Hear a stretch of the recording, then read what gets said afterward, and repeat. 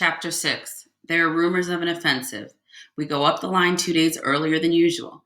On the way, we pass a school that has been shelled to bits. Stacked up 2 deep all along its front is a wall of brand new, untreated white wood coffins. They still smell of resin pine, the forest. There are at least 100 of them. That's a fine preparation for an offensive, says Muller in surprise. Those are for us, growls Dietering. Don't talk rubbish, Cat snaps back at him. You'll be lucky to get a coffin at all, grins Chodden. They'll just use a tarpaulin to wrap up that target practice dummy you call a body. You wait and see. Other men make jokes as well, uncomfortable jokes. But what else can we do? Obviously, the coffins really are for us, of course. Arrangements are always efficient where that sort of thing is concerned. Up ahead of us, there is a rumbling noise all around.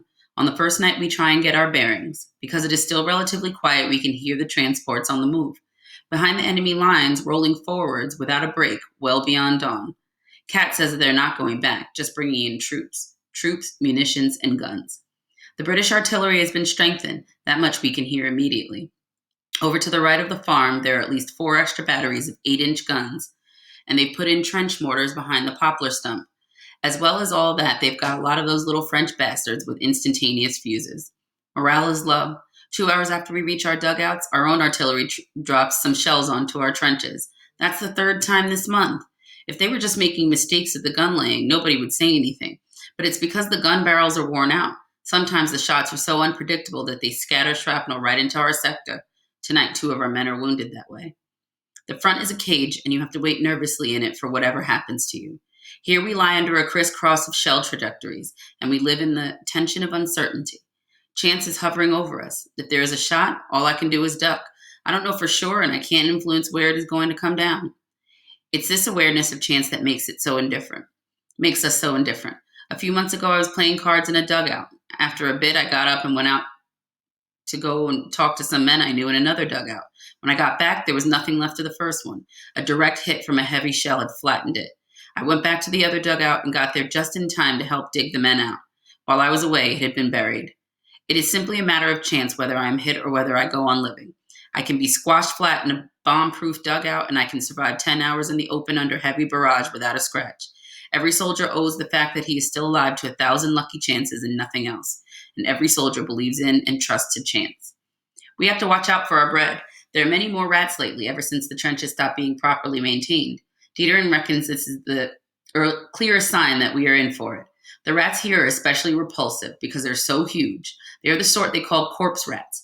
They have horrible, evil-looking, naked faces, and the sight of their long, bare tails can make you feel sick. They seem to be really hungry. They've had a go at practically everybody's bread. Krupp has wrapped his in tarpaulin and put it under his head, but he can't sleep because they run across his face to try and get at it. Dietering tries to outwit them. He fixed a thin wire to the ceiling and hooked the bundle with his bread onto it. During the night, he puts on his flashlight and sees the wire swinging backwards and forwards. Riding on his bread there is a great fat rat. In the end, we decide that something has to be done. Carefully, we cut off the pieces of bread that have been gnawed by the rats. We can't throw the bread away, of course, or we would have nothing to eat tomorrow. We put the bits we have cut off all together in the middle of the floor. Everyone grabs a spade and gets ready to hit out. Dietering, Krupp, and Cat have their flashlights ready. After a few minutes, we hear the first scuffles and scurrying. It gets louder. Now it's the sound of lots of little feet. Then the lamps come on and we all lay into the dark mass, which breaks up. The results are good. We shovel what is left of the rats over the edge of the trench and lie in wait again. It works a few more times. By then the beasts have realized, or they must have smelt the blood. No more come. All the same, they have taken what is left of the scraps of bread by the morning. In one of the adjacent sectors, the rats attacked 2 big cats and a dog, bit them to death, and ate them. The next day, we are issued with Edam cheese. Every man gets almost a quarter of a cheese. This is fine in one way because Edam tastes good, but bad in another because for us, these thick red balls of cheese have always been a sure sign that we are in for a hell of a battering. Our suspicions grow when we are given an issue of liquor. We drink it, but it doesn't make us feel any better. During the day, we have competitions about who can shoot the most rats, and we lounge around. Supplies of cartridges and of hand grenades are increased. We check the bayonets ourselves. The reason for this is that you can sometimes find bayonets that are sawtooth along the blunt edge. Anybody caught by the enemy with one of those out there has had it. In the sector next to ours, some men from our side were found afterwards with their noses sawed off by these bayonets and their eyes poked out. Then their mouths had been stuffed with sawdust so that they suffocated.